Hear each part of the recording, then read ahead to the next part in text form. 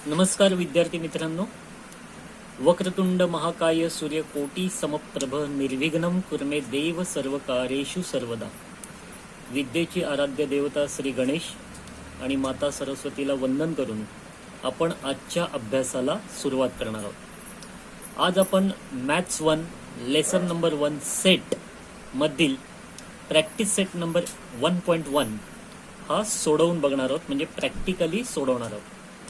आता हा सेट सोडवण्याच्या आधीचा जो आपण व्हिडिओ बनवला होता त्याच्यामध्ये या सेटच्या वर जी काही एक्झाम्पल्स उदाहरणं दाखवली होती किंवा त्याचं जे काही एक्सप्लेनेशन दिलं होतं ते आपण आधीच्या व्हिडिओमध्ये समजून घेतलेलं आहे. प्रत्येक प्रॅक्टिस सेट सोडवण्याच्या आधी जर का आपण हे एक्झाम्पल्स आणि हे एक्सप्लेनेशन नीट सोडवले किंवा नीट बारकाईने तपासून पाहिले तर आपल्याला प्रॅक्टिस सेट सोडवणं फार सोपं होऊन जातं. आणि हे करणं का गरजेचं आहे तर काही वेळेला परीक्षेमध्ये सुद्धा प्रॅक्टिस सेट मधली सुद्धा गणितं विचारली जातात आणि एक्झाम्पल म्हणून जी सोडवलेली गणितं असतात त्याच्यापैकी गणितं सुद्धा काही वेळा विचारली जातात. त्याच्यामुळे तुम्हाला नक्कीच ही एक्झाम्पल्स नीट पाहायची आहेत आणि ती समजून घ्यायची. शिवाय प्रॅक्टिस सेट नंबर 1.1 हा सोडवताना एक तुम्हाला रिक्वेस्ट किंवा विनंती मला करायची आहे की जरी मी हा प्रॅक्टिस सेट तुम्हाला संपूर्ण सोडून दाखवत असलो तरी तुम्ही हा प्रॅक्टिस सेट कसा सोडवला आहे ते नीट बघून घ्यायचं आहे, समजून घ्यायचं आहे आणि मग स्वतःच्या वहीमध्ये तो सोडवायचा आहे. कारण आजच्या घडीला तुम्हाला विद्यार्थ्यांना खूप सोयी उपलब्ध आहेत. वेगवेगळे व्हिडिओ उपलब्ध आहेत की ज्याच्यामध्ये प्रॅक्टिस सोडून दाखवलेले आहेत. आपल्याकडे गाईड्स आहेत. शिवाय आपल्या पुस्तकाच्या पाठीमागे प्रत्येक प्रॅक्टिस सेटची उत्तरं सुद्धा दिलेली आहेत. पण असं असलं तरी जर का तुम्ही सोडवलेली गणितं जशीच्या तशी तुमच्या वह्यांमध्ये उतरवलीत तर तुम्हाला ती गणितं कशी केली हे कळणार नाही आणि परीक्षेच्या वेळेला तुम्हाला अडचणी येतील.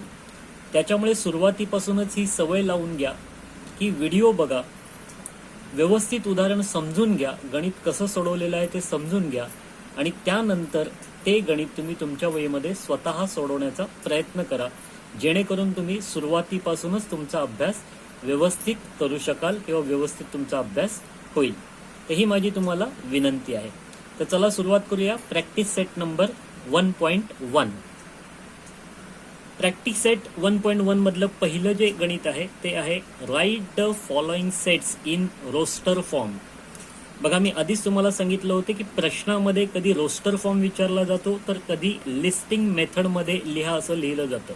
त्याच्यामुळे आपल्याला लिस्टिंग मेथड आणि रोस्टर फॉर्म हे दोन्ही एकच आहे हे पहिल्यांदा समजून घ्यायचं आहे. तर आपल्याला खाली जी काही उदाहरणं दिलेली आहेत किंवा एक्झाम्पल्स गणितं दिलेली आहेत ती आपल्याला रोस्टर फॉर्ममध्ये लिहायची आहेत. तर त्यातील पहिलं गणित आहे सेट ऑफ इव्हन नंबर्स. म्हणजे आपल्याला असा सेट तयार करायचा आहे की जो इव्हन नंबरचा असणार आहे. आता इव्हन नंबर म्हणजे काय तर इव्हन नंबर म्हणजे ज्या संख्यांना 2 ने पूर्ण भाग लागतो अशा संख्यांचा सेट.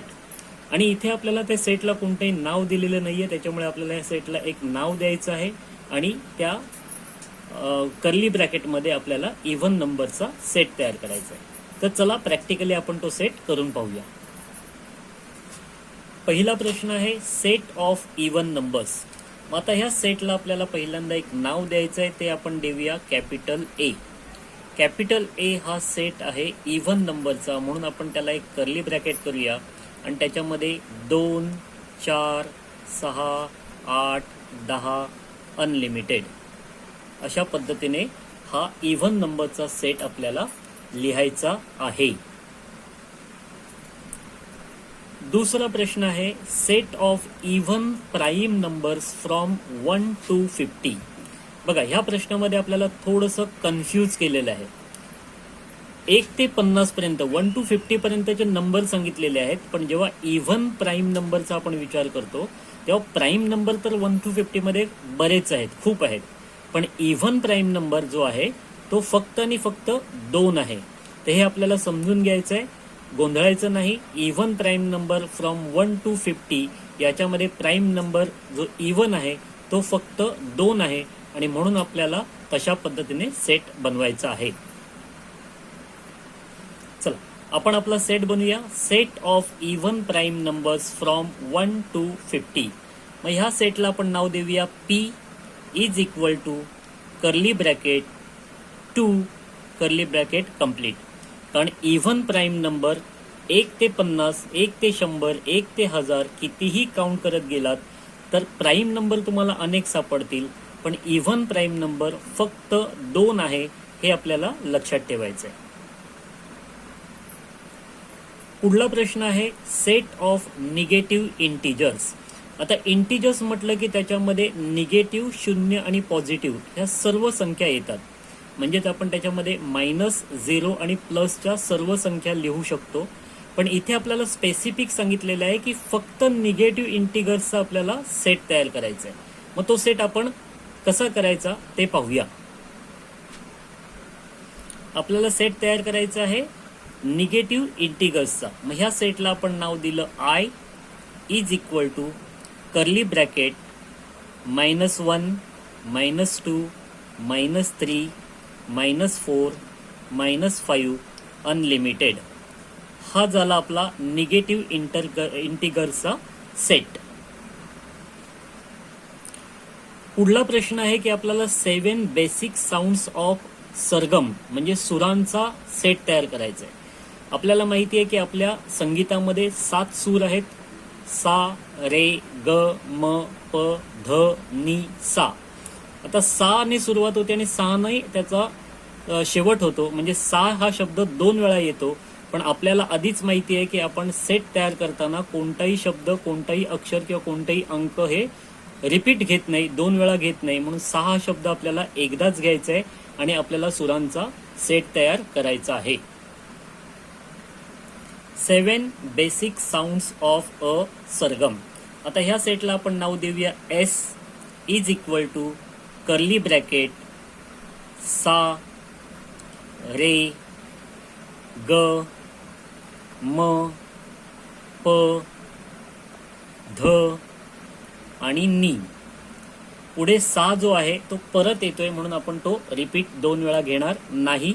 अशा पद्धतीने सा, रे, ग, म, प, ध, नी हा आपला सरगम म्हणजे सुरांचा सेट तयार झालेला आहे. त्यानंतर प्रश्न दुसरा आहे write the following symbolic statements in words. म्हणजे आपल्याला इथे सिम्बॉलिक स्टेटमेंट दिलेले आहेत, त्या आपल्याला वर्ड्समध्ये लिहायचे आहेत, कन्वर्ट करायचे आहेत. त्यातील पहिला प्रश्न आहे 4/3 बिलॉंग्स टू. आपलं हे जे चिन्ह आहे त्याला आपण बिलॉंग्स टू म्हणतो किंवा आपण त्याला लिहिताना एलिमेंट ऑफ किंवा मेंबर ऑफ असं सुद्धा लिहितो.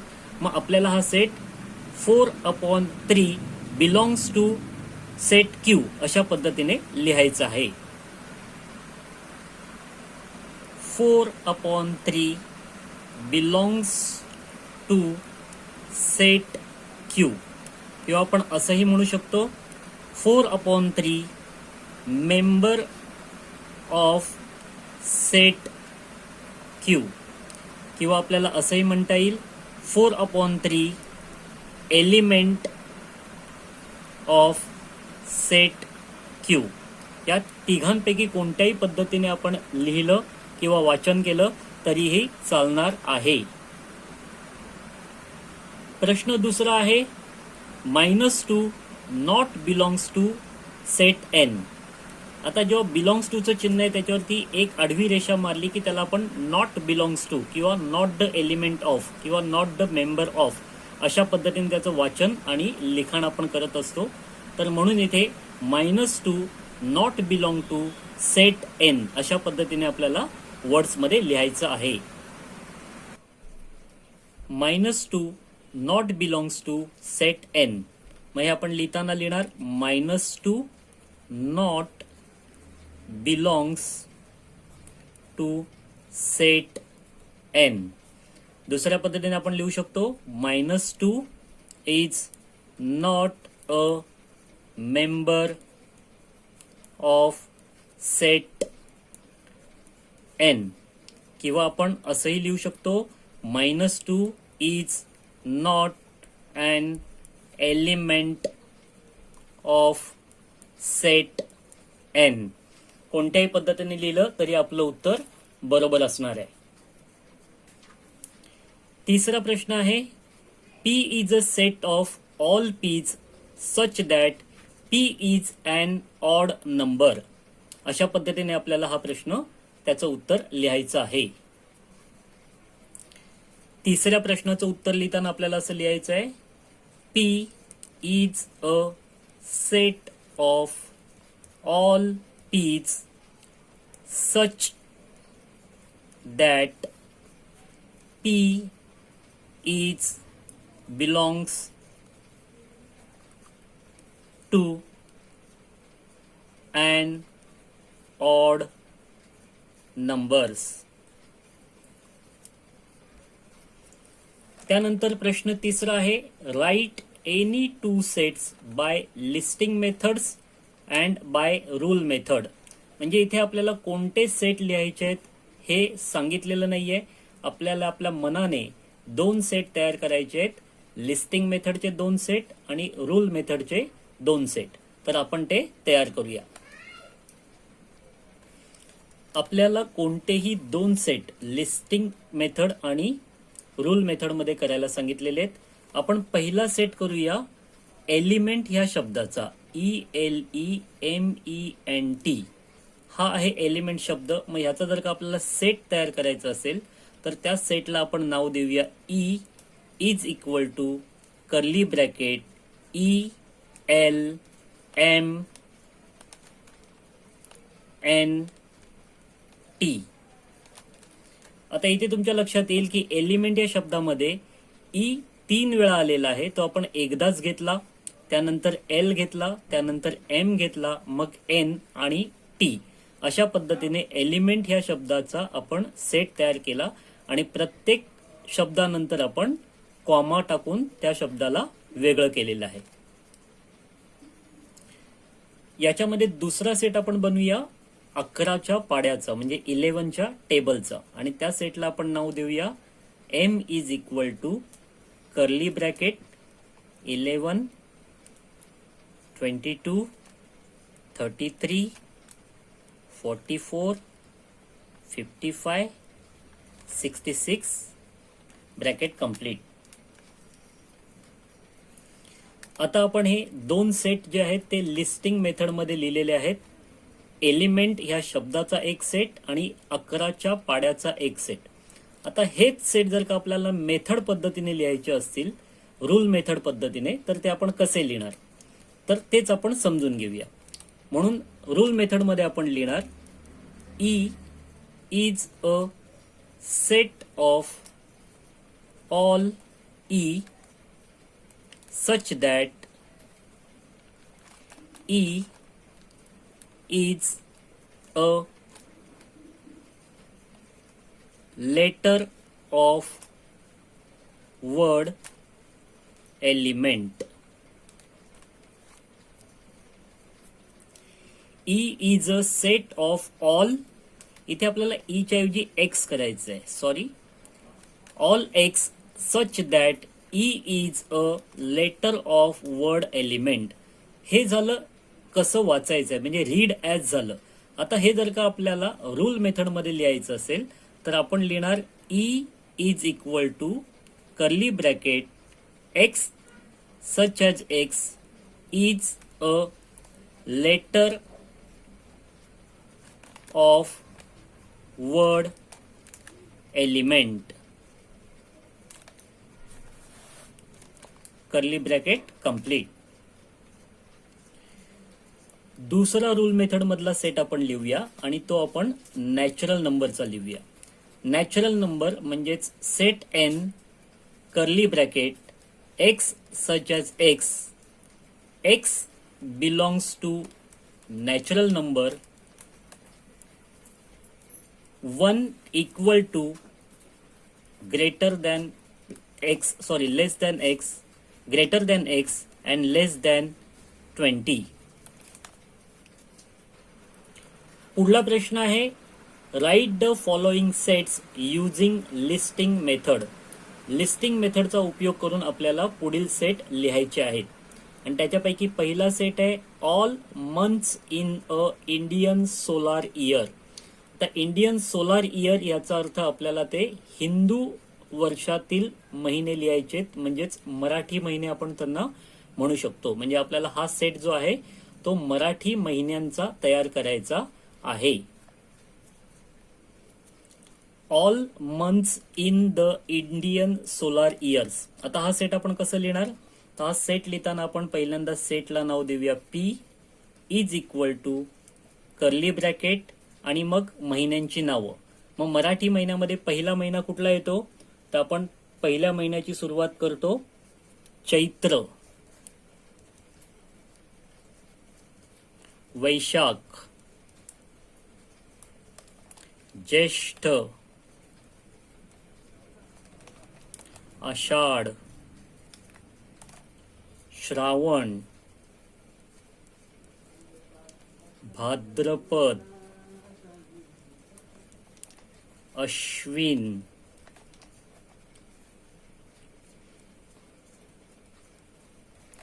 कार्तिक, मार्गशीर्ष,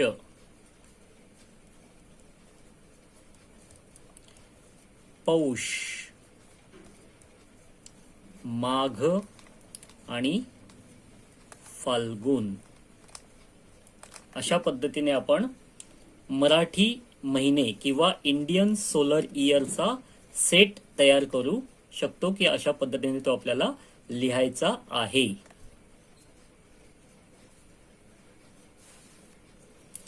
दुसरा प्रश्न आहे letters in the word complement. मग कॉम्प्लिमेंट ह्या शब्दाचा आपल्याला सेट तयार करायचा आहे आणि हा सेट तयार करताना आपल्याला जो नियम माहिती आहे की याच्यात रिपीट होणारे जे एलिमेंट्स किंवा लेटर्स आहेत ते आपल्याला एकदाच घ्यायचे आहेत आणि त्याचा आपल्याला सेट तयार करायचा आहे आणि त्या सेटला एक नाव द्यायचं आहे. Letters in the word complement. आता या वर्डला आपण नाव देऊया T is equal to curly bracket C O M P L E. M दुसऱ्यांदा आलाय म्हणून ई एम आपल्याला लिहायचा नाहीये. ई परत रिपीट झालेला आहे तो आपल्याला लिहायचा नाहीये. मग पुढे आपल्याला लिहायचं आहे एन आणि टी. अशा पद्धतीने कॉम्प्लिमेंट ह्या शब्दाचा सेट आपल्याला लिहायचा आहे. तिसरा प्रश्न आहे set of human sensory organs. तर ह्युमन सेन्सरी ऑर्गन्सचा आपल्याला सेट करायचं आहे आणि त्या सेटला एक नाव द्यायचं आहे. Set of human sensory organs. आता या सेटला आपण नाव देऊया H is equal to curly bracket. त्याच्यामध्ये सेन्सरी ऑर्गन कोणते कोणते आहेत? तर पहिला आपण लिहूया टंग, दुसरा आपण लिहूया नोज, त्याच्यानंतर आईज, त्याच्यानंतर इयर आणि त्याच्यानंतर स्किन. Bracket complete. तर हा झाला ह्युमन सेन्सरी ऑर्गन्सचा सेट. पुढचा प्रश्न आहे set of prime numbers from 1 to 20. मग आपल्याला 1 ते 20 मधील प्राईम नंबर्सचा सेट तयार करायचा आणि त्या सेटला एक नाव द्यायचं आहे. Set of prime numbers from 1 to 20. मग आता हा सेट आपण कसा लिहिणार? तर आपण या सेटला नाव देऊया S is equal to curly bracket. Prime number सुरू होतात 2, 3, 5, 7, 11, 13, 17, 19 कर्ली ब्रॅकेट कंप्लीट. म्हणजेच 2, 3, 5, 7, 11, 13, 17 आणि 19. तर या पद्धतीने आपण 1 to 20 या प्राईम नंबरचा सेट तयार करायचा आहे. पुढील प्रश्न आहे name of continents of the world. Continents of वर्डचा आपल्याला सेट इथे तयार करायचा आहे आणि त्याला आपल्याला एक नाव द्यायचं आहे. Name of continents of the world. मग ह्या सेटला आपण नाव देऊया C is equal to curly ब्रॅकेटमध्ये पहिला आपण लिहूया एशिया, त्याच्यानंतर आपण लिहूया आफ्रिका, त्याच्यानंतर आपण लिहूया साऊथ अमेरिका, मग नॉर्थ अमेरिका, युरोप,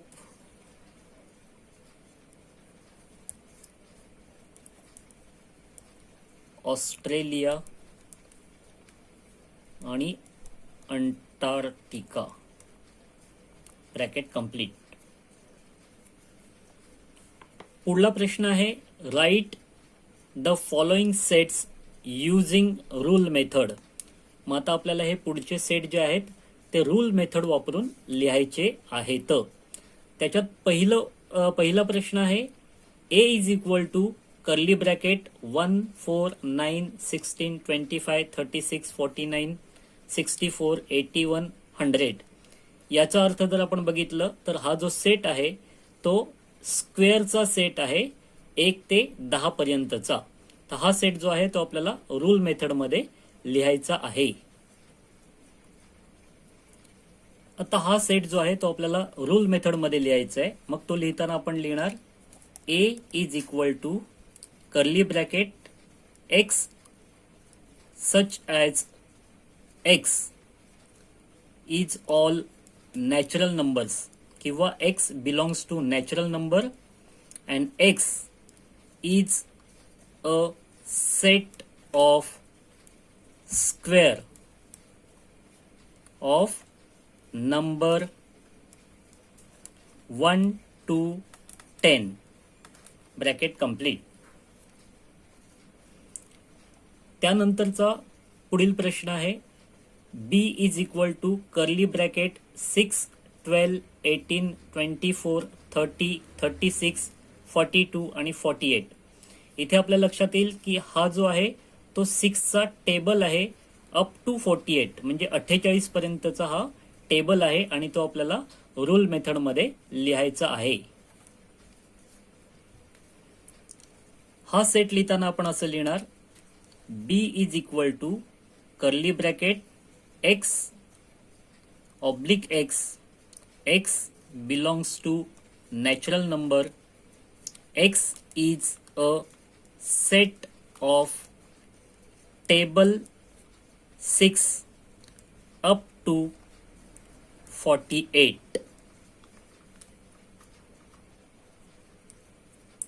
तिसरा प्रश्न आहे C is equal to curly bracket SMILE curly bracket complete. म्हणजे हा जो सेट आहे तो स्माइल या वर्ड्सचा सेट आहे किंवा स्माइल या वर्ड्समध्ये असणाऱ्या लेटर्सचा सेट आहे. मग तो आपण कसा लिहिणार ते लिहून बघूया. C equal to curly bracket SMILE. आता हा आपल्याला रूल मेथडमध्ये लिहायचा आहे. C is equal to curly bracket x oblique x, x is a set of letters of word smile curly bracket complete. पुढला प्रश्न आहे D is equal to curly bracket Sunday, Monday, Tuesday, Wednesday, Thursday, Friday, Saturday curly bracket complete. म्हणजे हा जो set आहे तो आठवड्यांच्या दिवसांचा म्हणजे डेज ऑफ वीक्स त्याचा हा सेट आहे आणि तो आपल्याला रूल मेथडमध्ये लिहायचा आहे. D is equal to curly bracket Sunday, Monday, Tuesday, Wednesday, Thursday, Friday, Saturday. आता रूल मेथडमध्ये आपण लिहिताना लिहिणार D is equal to curly bracket x oblique x, x is a set of days of week curly bracket complete. त्यानंतर शेवटचा प्रश्न आहे X is equal to curly bracket AET curly bracket complete, म्हणजेच हा सेट आहे इंग्रजी ईट ह्या शब्दांच्या अक्षरांचा, म्हणजे ईट ह्या शब्दांच्या लेटर्सचा हा सेट आहे. तो आपण रूल मेथडमध्ये लिहूया. x is equal to curly bracket AET curly bracket complete. आता हा रूल मेथडमध्ये लिहिताना आपण लिहिणार x is equal to curly bracket x oblique x. x is a set of letters of word eat, किंवा आपण एट असंही लिहू शकतो. अशा पद्धतीने आपण lesson number 1 set practice set 1.1 इथे पूर्ण केलेला आहे, संपूर्ण सोडवलेला आहे. हा सेट मी तुम्हाला संपूर्ण सोडून दाखवलेला आहे. यातील सेटची लिखाणाची पद्धत किंवा रूल मेथडमध्ये लिहिण्याच्या पद्धतीमध्ये तुम्ही इंग्रजीच्या शब्दांची मांडणी ग्रॅमॅटिकली करू शकता. ही मांडणी काही जणांची वेगळी सुद्धा असू शकते, पण ती अर्थपूर्ण असणं आवश्यक आहे. अशा पद्धतीने आपल्याला हा सेट सोडवायचा आहे. मी आधीच तुम्हाला विनंती केली त्याप्रमाणे आपण हा सेट कसा सोडवला हा या व्हिडिओमध्ये बघायचा आहे. प्रत्येक प्रश्न कसा लिहिलाय तो नीट समजून घ्यायचा आहे आणि समजून घेतल्यानंतर आपल्या वहीमध्ये स्वतः लिहायचा आहे, म्हणजे तुमचा अभ्यास इथे आपोआपच पूर्ण होईल. आपल्या सर्वांचं हार्दिक स्वागत. पुढे आपण अभ्यासाची सुरुवात करणार आहोत. पुढचा व्हिडिओ आपण लवकरच अपलोड करूया. आपल्या सर्वांचे खूप खूप धन्यवाद. Best of luck.